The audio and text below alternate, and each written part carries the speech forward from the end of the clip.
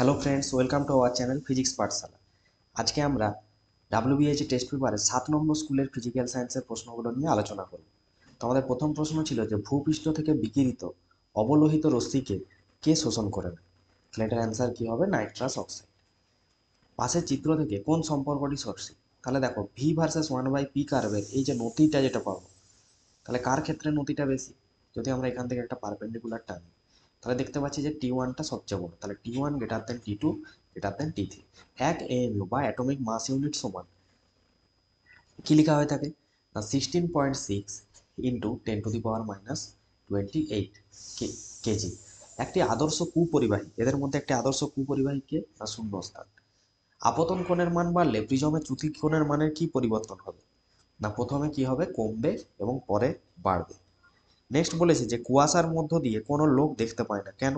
না কুয়াশার দ্বারা কি হয়? আলোর বিক্ষেপণ ঘটে। সিলভার নাইট্রেট দমনে 1 কুলম্ব তড়িৎ চালনা করলে ক্যাথোডে যে পরিমাণ সিলভার মুক্ত হয়। তাহলে সিলভার নাইট্রেট দ্রবণ মানে AgNO3। তাহলে এটাকে যদি আমরা তড়িৎ বিশ্লেষণ করি তাহলে হবে কি Ag plus plus NO3 minus. তাহলে ক্যাথোড বিক্রিয়াটা কি হবে? না ক্যাথোড বিক্রিয়া আমরা লিখতে পারি এই যে Ag প্লাস আছে, সে চাইবে একটা ইলেকট্রন গ্রহণ করে এজিতে পরিণত হতে।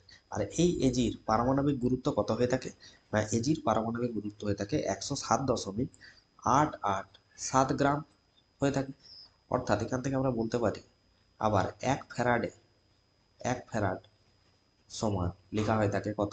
না 96,500 কুলম্ব। তার মানে 96,500 কুলম্ব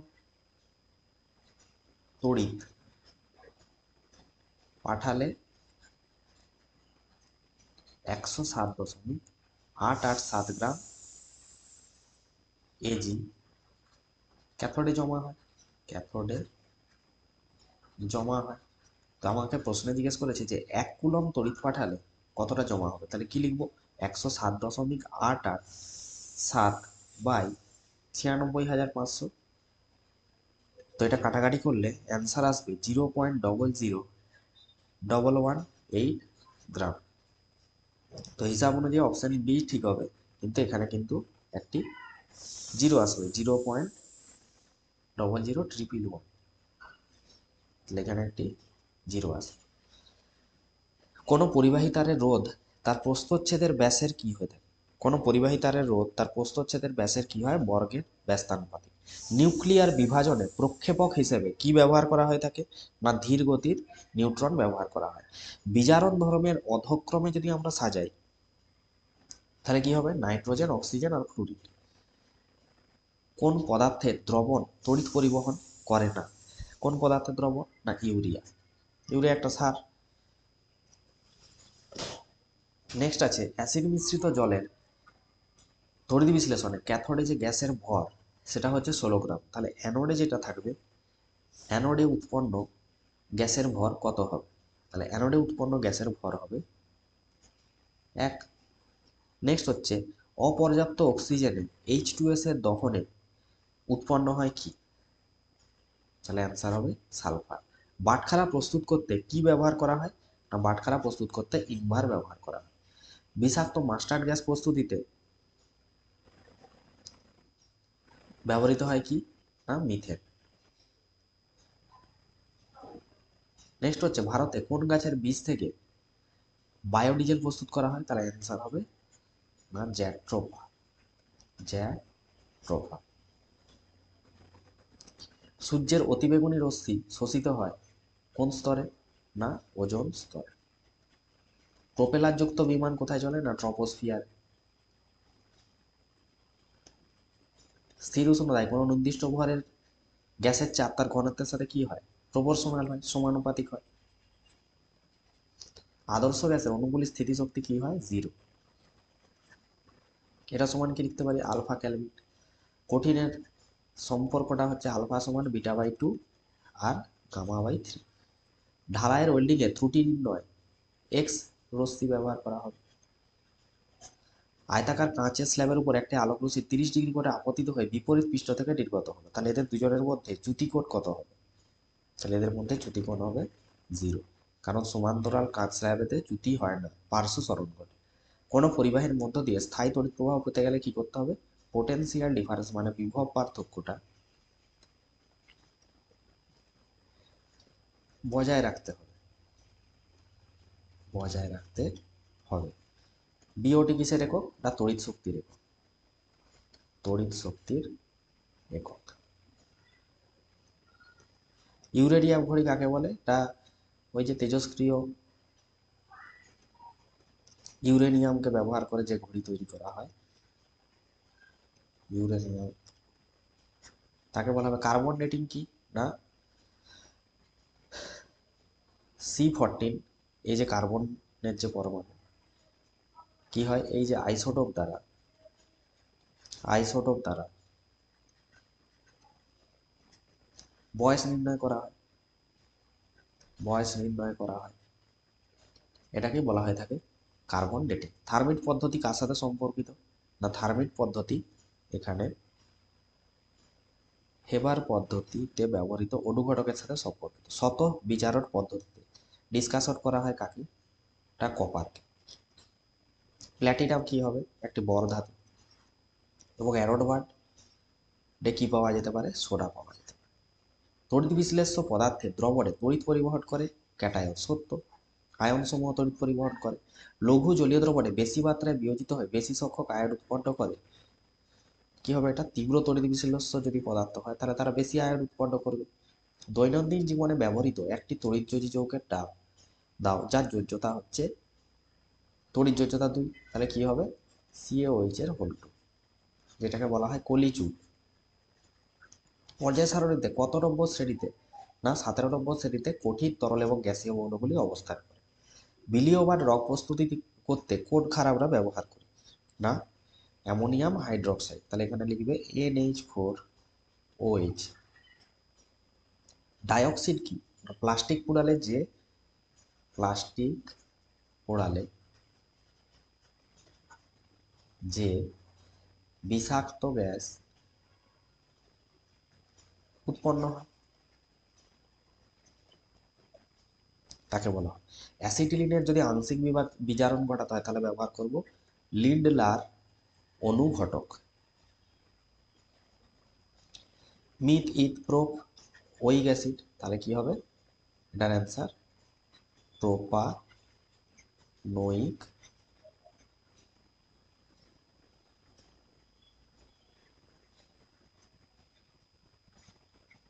তাহলে প্রোপানোইক অ্যাসিড হবে। ম্যাগনেসিয়াম নাইট্রাইডের আর্দ্র বিশ্লেষণে প্রাপ্ত গ্যাস শনাক্তকরণে কোন পদার্থ ব্যবহার করা হবে?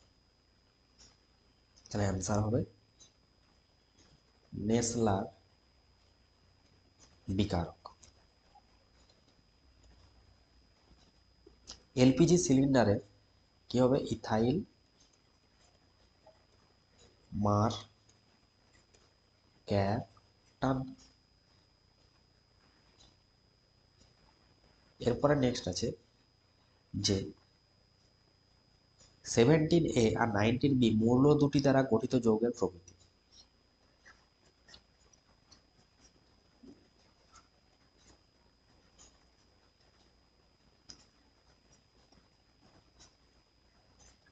কি হবে প্রকৃতি? দেখো সর্ববহিস্থ পক্ষে 1 মানে, 7 মানে পদার্থ। তাহলে এদের দ্বারা গঠিত যৌগের প্রকৃতি কি হবে? তা তড়িৎযোজী। সংকেত কি হবে? এ চাইবে একটি নিতে আর বি চাইবে সর্ববহিস্থ অক্ষরে একটি ছাড়তে, তাহলে এদের যোজ্যতা কি হয়ে যাবে? না বি এ। নেক্সট চলে আসো, এই প্রশ্নটা আমরা আগের স্কুলেই করেছি। নেক্সট হচ্ছে 4.2, 40% অবিশুদ্ধি রয়েছে এমন চূড়া পাথরে কত পরিমাণ অতিরিক্ত HCl এর সঙ্গে বিক্রিয়া ঘটালে STP-তে 5.6 লিটার CO2 পাওয়া যায়?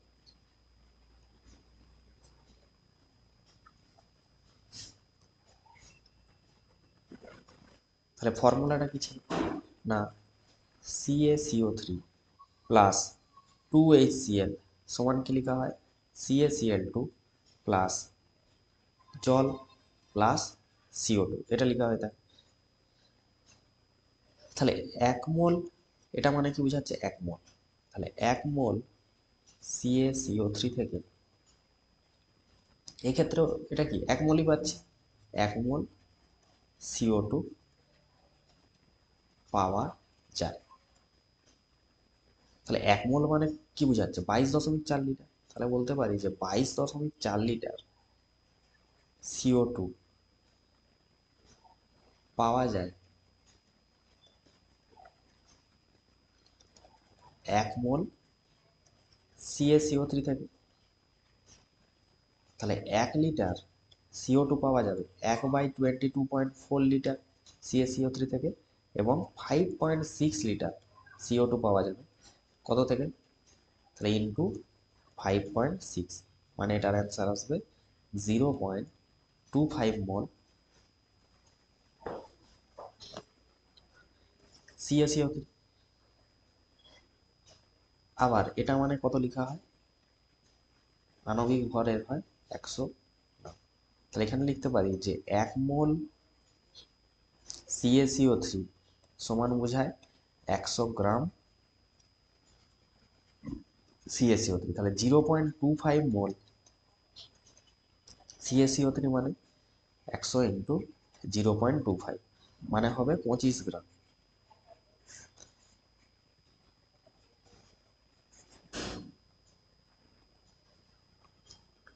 এবার বলেছে যে 40% অশুদ্ধি আছে,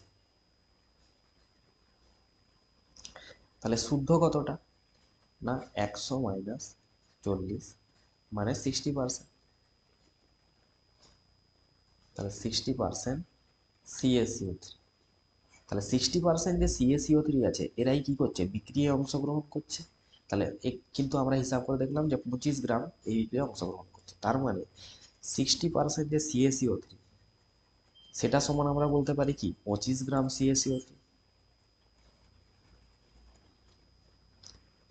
তাহলে 1% CaCO3 মানে কি বলবো 25/60 গ্রাম CaCO3, এবং 100% CaCO3 মানে কি বোঝা যাচ্ছে যে 25/60 ইন্টু 100, শূন্য শূন্য কাটলো, 2 3 6, 2 5 10, 25 5 125/3 করলে এটার অ্যান্সার আসবে 41.7 গ্রাম।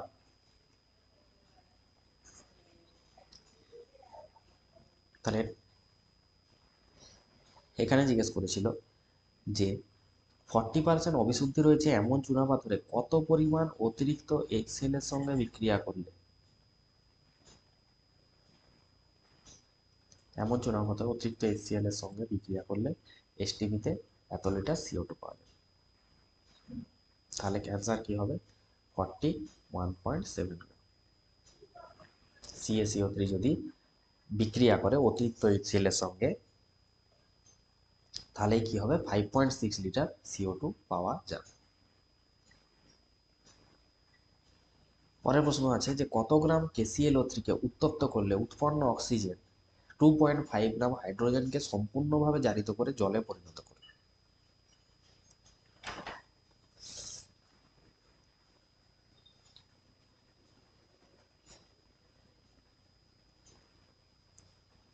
তাহলে এটা হচ্ছে আমাদের অ্যান্সার, না 2KClO3 সমান কি লেখা হয় 2KCl প্লাস 3O। এবার জল 2H2 প্লাস O2 থেকে হয় 2H2। তাহলে এখানে লিখতে পারি যে দেখা যাচ্ছে কি, না 1 মোল অক্সিজেন দরকার হয় 2 মোল হাইড্রোজেনকে জারিত করতে। তাহলে লিখতে পারি 1 মোল অক্সিজেন দরকার 2 মোল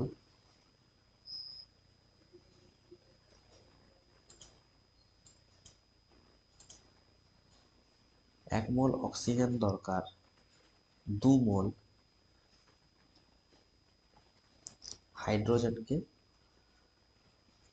জারিত করতে। তাহলে হাইড্রোজেনের মোল সংখ্যা কত হবে? হাইড্রোজেনের মোল সংখ্যা n সমান কি লেখা হয়? গৃহীত ওজন বাই আণবিক ভর। তাহলে এখানে গৃহীত ওজন কত? 2.5 দেওয়া আছে, এবং আণবিক ভর হাইড্রোজেনের কত হয়? H2 লিখলে 1 × 2 মানে 2, তাহলে আসবে 1.25 মোল। তাহলে কত মোলকে জারিত করতে হবে? না, 2 মোল। তার মানে লিখতে পারি যে 2 মোল হাইড্রোজেনকে জারিত করে 1 মোল অক্সিজেন। তাহলে 1 মোল হাইড্রোজেনকে জারিত করবে 1/2 মোল অক্সিজেন। আর আমার দরকার এখানে কি?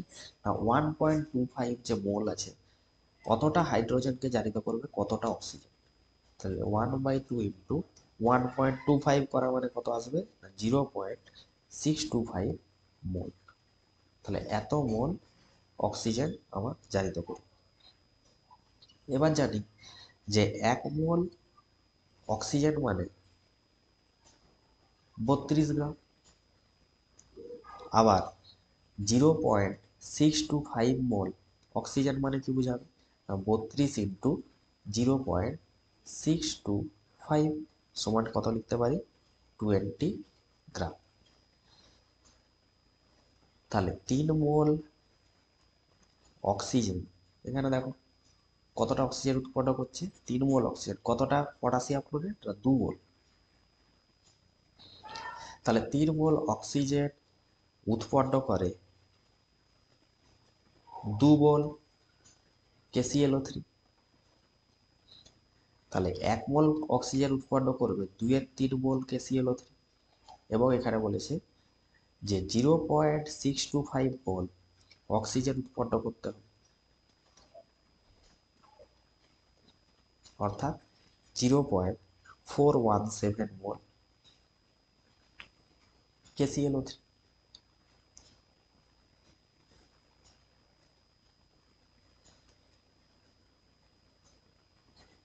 এবার KClO3-র আণবিক ভর কত হয়? 39 প্লাস 35.5 প্লাস 48 সমান কত হয়? 170.5 গ্রাম। তার মানে বলতে পারি যে 1 মোল KClO3 সমান কত গ্রাম? 170.5 গ্রাম। তাহলে আবার এখানে এত মোল KClO3 মানে কত গ্রাম? 0.417 মোল KClO3 মানে কত?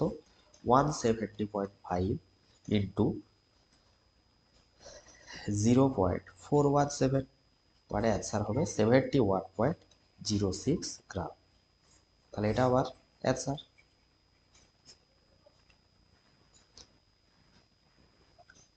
যে আমাকে জিজ্ঞেস করেছিল যে কত গ্রাম KClO3 কে উত্তপ্ত করলে উৎপন্ন অক্সিজেন এত হাইড্রোজেনকে জারিত করে। তাহলে অ্যান্সার কত হবে? কত গ্রাম KClO3? 70 ওয়াট গ্রাম প্রায় বলতে পারি।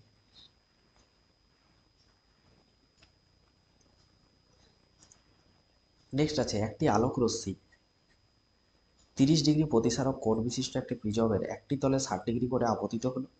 রশ্মিটির মোট চ্যুতি যদি 30 ডিগ্রি হয়, তাহলে দেখাও যে রশ্মিটি প্রিজমের দ্বিতীয় তল থেকে লম্বভাবে নির্গত হবে এবং প্রিজমের যে প্রতিসরাঙ্ক সেটা হবে কত?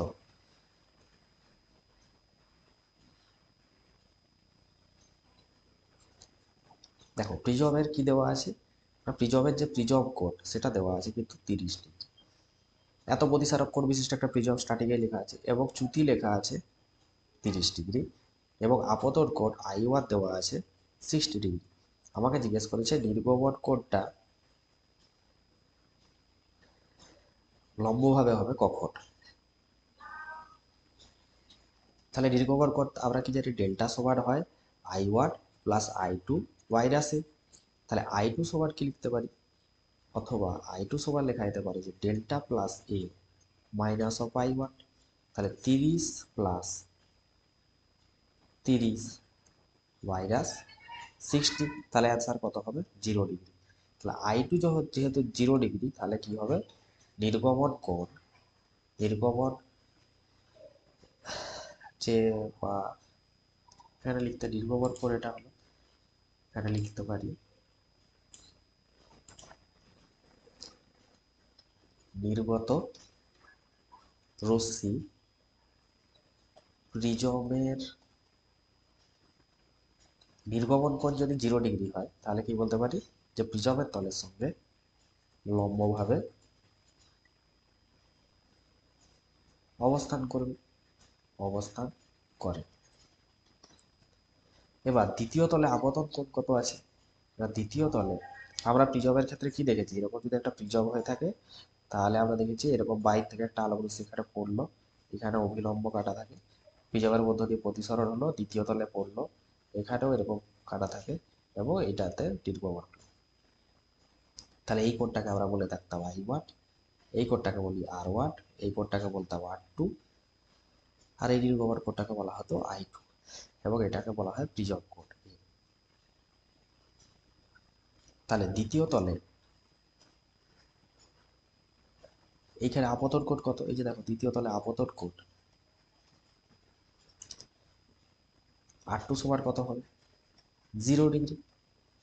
অতএব প্রথম তলে প্রতিসরণ কোণ কত হবে? এটা প্রথম তলের আপতন কোণ, এটা প্রতিসরণ কোণ R1। তাহলে প্রথম তলের প্রতিসরণ কোণ আমরা কি জানি, এ সমান লেখা হয় প্রিজম কোণ সমান R1 প্লাস R2, এটা লেখা হয়। তাহলে এই ফর্মুলা থেকে প্রতিসরণ কোণ কত আছে? R1 সমান কি লিখতে পারি? এ মাইনাস R2। তাহলে এর মান কত? 30 ডিগ্রি এবং R2 এর মান কত? 0 ডিগ্রি। তাহলে অ্যান্সার কত হবে? R1 কত হবে? 30 ডিগ্রি। আমাকে জিজ্ঞেস করেছে প্রিজমের প্রতিসারক কোণ কত হবে, তাহলে মিউ সমান কি লেখা হয়? সাইন আই বাই সাইন আর। তাহলে আপতন কোণ কত? 60 ডিগ্রি। নির্গমন কোণ কত হলো? সাইন, মানে প্রতিসরণ কোণ কত হলো? 30 ডিগ্রি। তাহলে এটা সমান লিখতে পারি যে √3/2 বাই হাফ সমান কত আসবে? √3। এবার √3 মান কত হয়? 1.732। তাহলে এটাই হয়ে যাবে ওর প্রতিসারক কোণের মান। তাহলে এটা হয়ে যাবে প্রতিসারক কোণের মান। এখানে জিজ্ঞেস করেছিল কি, এটা মিউ এর মান কত হবে এবং কখন দ্বিতীয় তলে লম্বভাবে নির্গত হবে, তাহলে এটা অ্যান্সার হবে। এবার বলেছি 20 সেমি বক্রতা ব্যাসার্ধের একটি গোলীয় দর্পণের অক্ষের উপর দর্পণ থেকে 30 সেমি এবং 5 সেমি দূরে 5 সেমি উচ্চতার একটি বস্তু রাখলে 15 সেমি দূরে বস্তুর প্রতিবিম্ব গঠিত হয়। দর্পণের ফোকাস দৈর্ঘ্য এবং প্রতিবিম্বের আকারটা কিরকম হবে?